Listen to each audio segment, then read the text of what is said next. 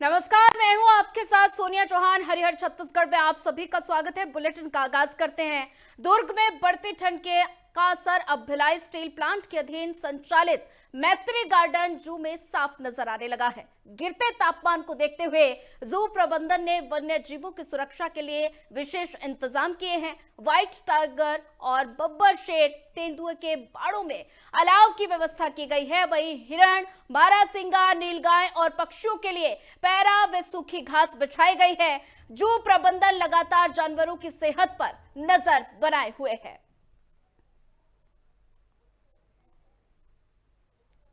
तो ठंड का असर अब जू पर दिखाई दे रहा है। मैत्री गार्डन जू अलर्ट मोड पर। तो बात की जाए व्हाइट टाइगर से तेंदुए तक अलाव का इंतजाम किया गया है। बढ़ती ठंड के चलते ये फैसला लिया गया। शाकाहारी जीवों के लिए पैरा घास बिछाई गई और जानवरों की सेहत पर 24 घंटे निगरानी रखी जा रही है। तो बढ़ती ठंड के लिए ये फैसला लिया गया है। व्हाइट टाइगर से तेंदुए तक अलाव का इंतजाम किया गया है। तो ठंड में भी जू बना। पर्यटकों की पसंद, सुरक्षा और संरक्षण को लेकर प्रबंधन सख्त होते हुए नजर आ रहे हैं। तो आप देख सकते हैं तस्वीरों के जरिए किस तरह से जू में पर्यटकों की पसंद लगातार बढ़ती जा रही है और ठंड में अलाव का इंतजाम किया गया है। सुरक्षा और संरक्षण को लेकर ये इंतजाम किए गए हैं। तो ठंड की मार, मैत्री गार्डन जू अलर्ट।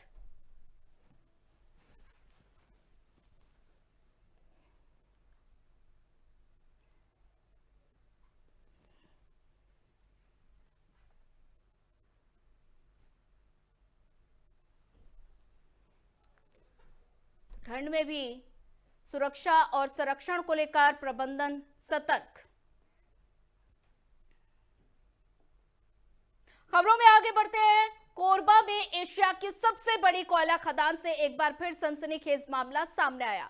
खदान परिसर में कोल लिफ्टर कंपनियों के कर्मचारियों के बीच जमकर मारपीट हुई, जिससे सुरक्षा व्यवस्था पर गंभीर सवाल खड़े हो रहे हैं। और ऐसे में ये बताया जा रहा है कि कोयले के उठाव और वर्चस्व को लेकर लंबे समय से तनाव चल रहा था, जो हिंसक झड़प में बदल गया। और घटना के बाद खदान में कुछ देर अफरा तफरी का माहौल रहा। पुलिस ने मामले में दोनों कंपनियों से जुड़े लोगों के खिलाफ अपराध दर्ज कर जांच शुरू कर दी है। तो तस्वीरें आप देख सकते हैं, कोरबा की तस्वीरें, जहां एशिया की सबसे बड़ी खदान में खून खराबा देखने को मिल रहा है। जमकर लात घूसे पड़ते हुए नजर आ रहे हैं। तो ऐसे में कोल लिफ्टरों के बीच जमकर मारपीट हुई है। खदान की सुरक्षा व्यवस्था पर कई गंभीर सवाल खड़े हो रहे हैं। और ऐसे में वर्चस्व की लड़ाई में हिंसा भड़क गई। बीएनएस की कई धाराओं में केस दर्ज कर लिया गया है। तस्वीरें आपकी टेलीविजन स्क्रीन पर कोरबा की ये तस्वीरें हैं, जहां पुलिस ने मामले में संज्ञान लिया। फिलहाल माहौल तनावपूर्ण है। तो मारपीट का ये वीडियो जमकर वायरल हो रहा है। तो हिंसक झड़प में मामला बदल गया। घटना के बाद खदान में कुछ देर अफरा तफरी का माहौल रहा और पुलिस ने मामले में दोनों कंपनियों से जुड़े लोगों के खिलाफ अपराध कर जांच शुरू कर दी है। तो एशिया की सबसे बड़ी खदान में खून खराबा देखने को मिल रहा है। तो जमकर लात घूसे और मारपीट का ये वीडियो सामने आ रहा है।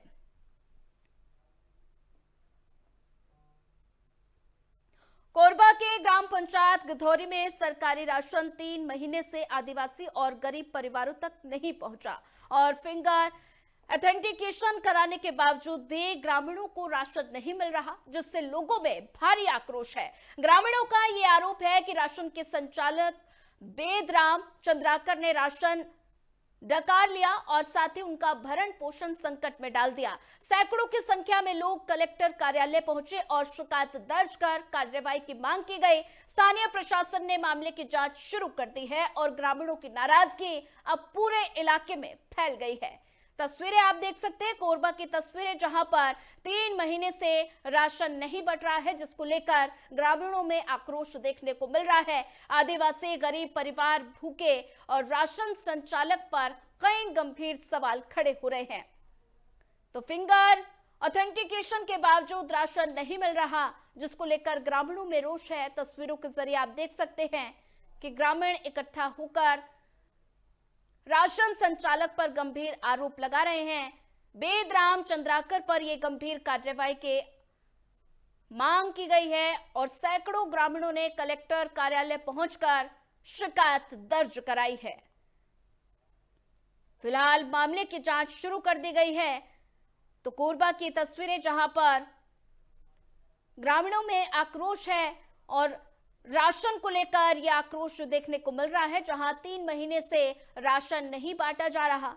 तो आदिवासी गरीब परिवार भूखे और राशन संचालक पर कई गंभीर आरोप लगाए जा रहे हैं। तो ग्रामीणों की तरफ से ये आरोप लगाए जा रहे हैं।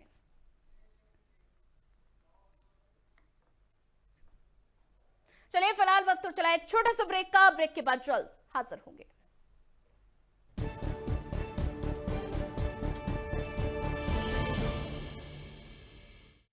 क्या आप दुबले पतले कमजोर हैं? आपकी सेहत नहीं बनती, भूख कम लगती है, वजन नहीं बढ़ता? दरअसल मेन बात खाना पीना खाना नहीं है, मेन बात है खाया पिया लगना। और अगर खाया पिया लगेगा ही नहीं तो आपकी सेहत बनेगी कैसे? इसलिए हमारी संस्था सन्यासी आयुर्वेदा ने एक ऐसी दवा का निर्माण किया है जो कि आपके लिवर, आपके पाचन तंत्र को दुरुस्त करने का काम करती है, ताकि आप जो भी खाएं उसका पूरे का पूरा निचोड़ आपके शरीर को लगे, आपकी भूख बढ़े, खाया पिया सही से लगे, नया खून बने, हड्डियों में जान आए, वजन बढ़े और आप मोटे तगड़े खूबसूरत पर्सनैलिटी के मालिक बन जाए। सिर्फ 655 रुपए की पूरे 1 महीने की दवा होती है और आप इसे घर बैठे 011-45454545 पर फोन करके दवा मंगवा सकते हैं। हर रोज हो जाता हूँ लेट, साफ नहीं होता है मेरा पेट। अब भी मजा आएगा ना वीडियो। पेट दबा, रोग दबा, सबको पता, फिर तुझको नहीं क्यों है पता? अबे घोचू, अक्खा इंडिया को मालूम है, पेट दबा, हर रोग दबा, एक ही जगह। सटीक खबरों को विश्वसनीय तरीके से दिखाना, निडर और निष्पक्ष होकर सिस्टम से भिड़ जाना, आपके हर मुद्दे को मजबूती से उठाना।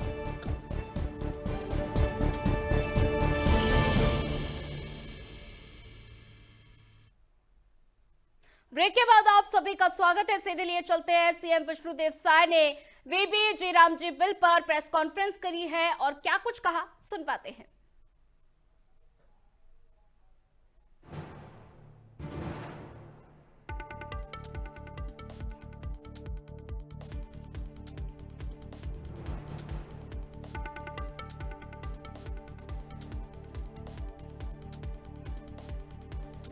युवाओं और महिलाओं पर खास फोकस रहेगा।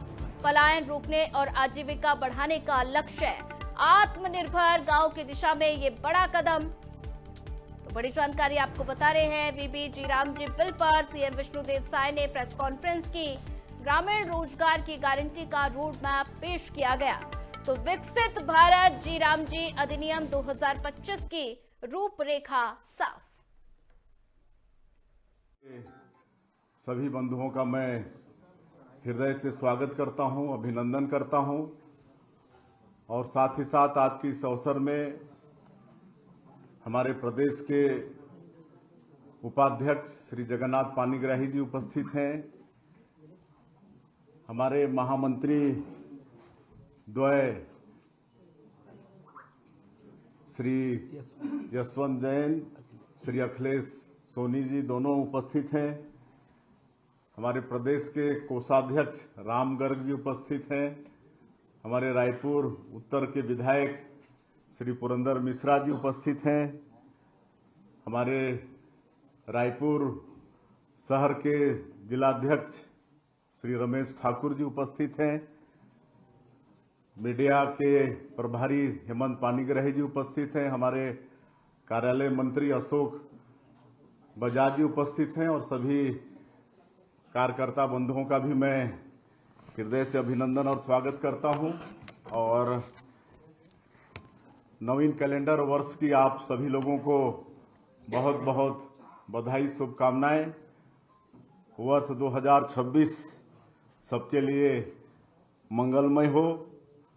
आज का ये प्रेस कॉन्फ्रेंस विकसित भारत जी राम जी अधिनियम 2025 को लेकर है और आप सभी जैसे जानते हैं कि माननीय प्रधानमंत्री जी के लिए गरीब किसान और मजदूर सर्वोच्च प्राथमिकता में है।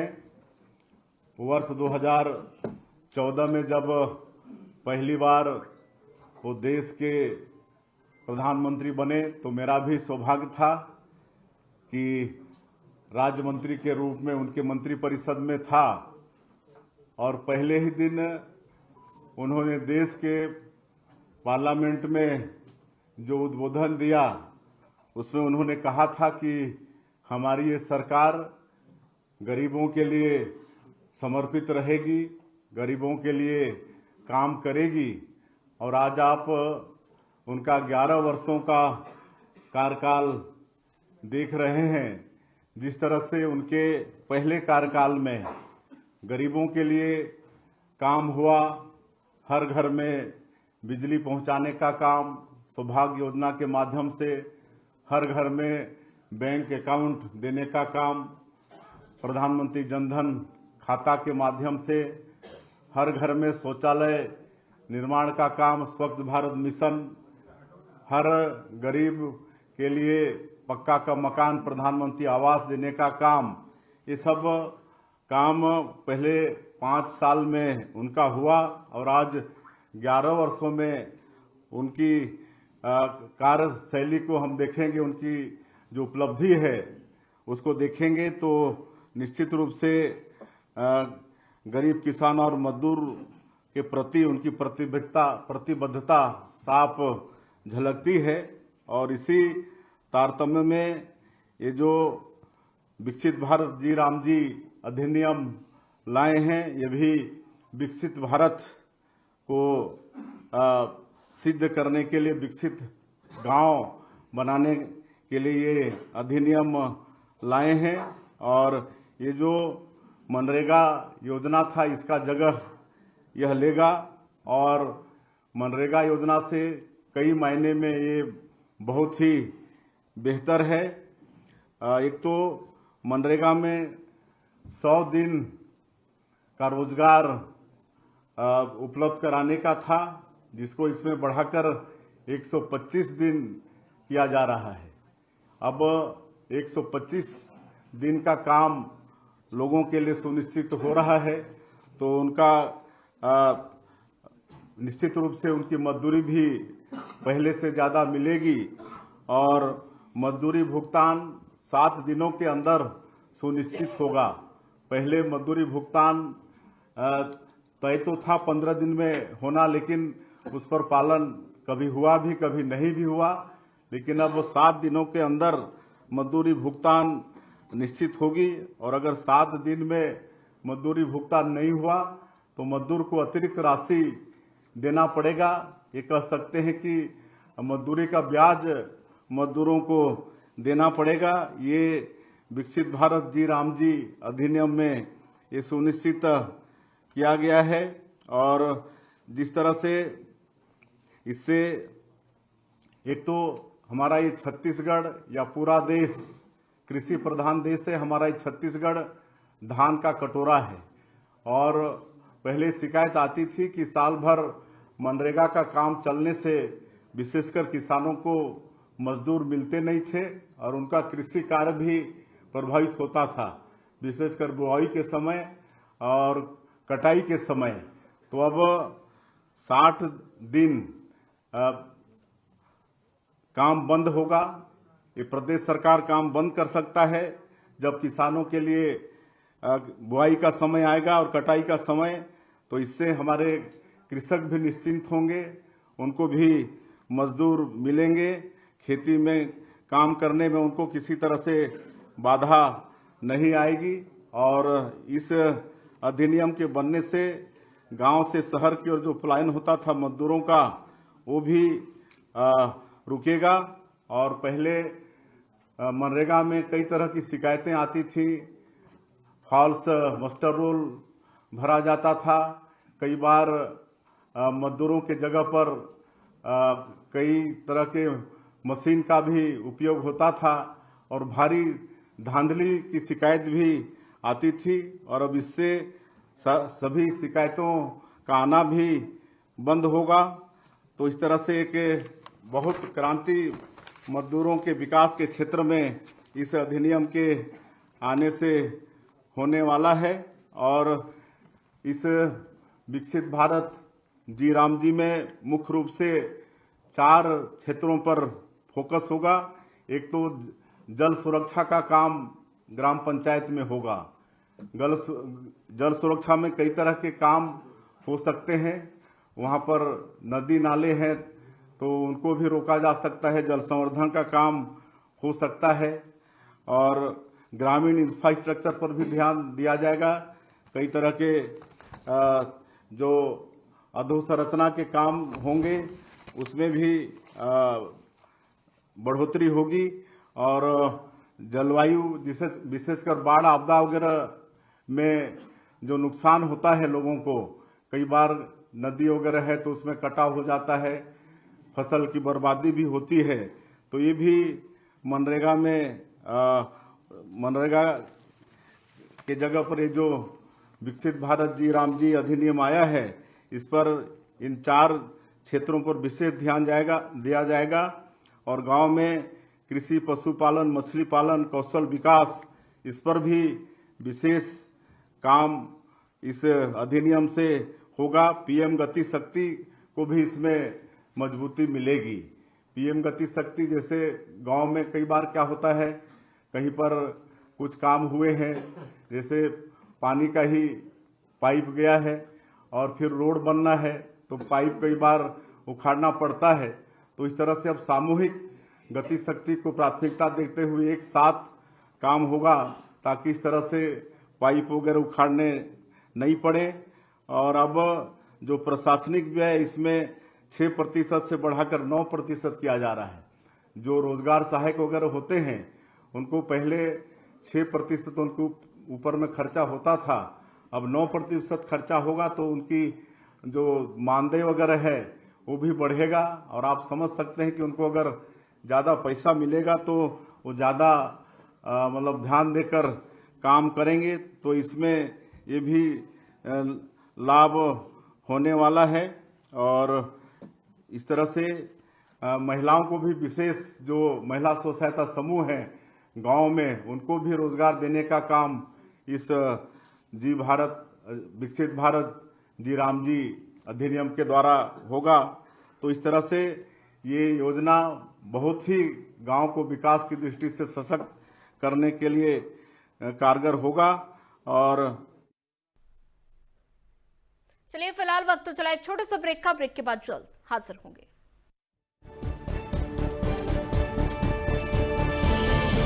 लोग सेहत बनाने के लिए क्या क्या नहीं करते। जिम जाते हैं, कसरत करते हैं, काजू बादाम प्रोटीन के डिब्बे तक घोल घोल कर पीते हैं, फिर भी उनकी सेहत नहीं बनती क्योंकि उनका पाचन तंत्र खराब है। और जब तक के पाचन तंत्र दुरुस्त नहीं होगा, वो जितना मर्जी अच्छे से अच्छा खा ले, उनकी सेहत नहीं बन सकती। इसलिए हमारी संस्था सन्यासी आयुर्वेदा ने एक ऐसी दवा का निर्माण किया है जो कि आपके लिवर को, आपके पाचन तंत्र को दुरुस्त करने का काम करती है, ताकि आप जो भी खाएं उसका पूरे का पूरा निचोड़ आपके शरीर को लगे, आपकी भूख बढ़े, खाया पिया सही से लगे, नया खून बने, हड्डियों में जान आए, वजन बढ़े और आप मोटे तगड़े खूबसूरत पर्सनैलिटी के मालिक बन जाएं। सिर्फ 655 रुपए की पूरे 1 महीने की दवा होती है और आप इसे घर बैठे 01145454545 पर फोन करके दवा मंगवा सकते हैं।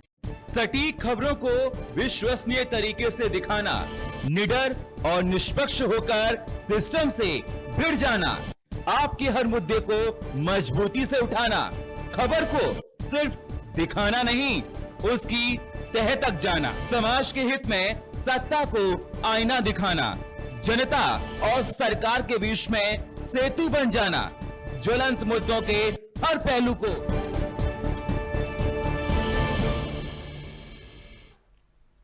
ब्रेक के बाद आप सभी का स्वागत है। रुक करते अगली खबर का। सक्ती जिले के ढबरा थाना क्षेत्र में ग्राम ठनगन में शिक्षक अनिल भार्गव की संदिग्ध परिस्थितियों में मौत से सनसनी मचा दी और फोरेंसिक टीम ने मृतक की जांच के बाद हत्या की आशंका जताई। पुलिस पूछताछ में मृतक की पत्नी सीमा भार्गव ने यह बताया कि उनका पति शराब पीकर आए दिन गाली गलौज और मारपीट करता था। 18 दिसंबर 2025 को घरेलू विवाद के दौरान उसने पति को धक्का दिया, जिससे अनिल भार्गव के सीने व चेहरे में चोट लगी और वो मौत के घाट उतर गया। तो ऐसे में ढबरा पुलिस ने आरोपी को 3 जनवरी 2026 को गिरफ्तार किया और न्यायालय में पेश किया और जेल भेज दिया। तो मामला सक्ती का है, जहां पति से तंग आकर पत्नी ने पति पर हमला कर दिया, धक्का दिया। इसके बाद पति की मौत हो गई। तो फोरेंसिक टीम ने हत्या की आशंका जताई है। फिलहाल पुलिस इस पूरे मामले की जांच पड़ताल में जुटी हुई है।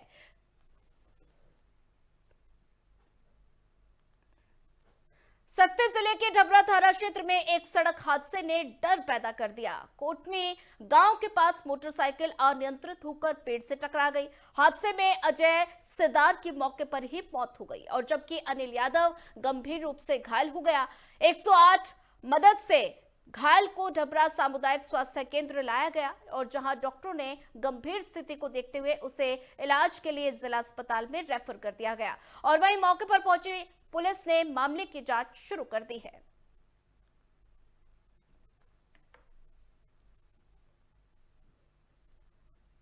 तो तेज रफ्तार का कहर देखने को मिला है। अनियंत्रित मोटरसाइकिल पेड़ से टकरा गई, जिसके बाद बाइक चालक गंभीर रूप से घायल हो गया, जिले अस्पताल में जिसको भर्ती कराया गया।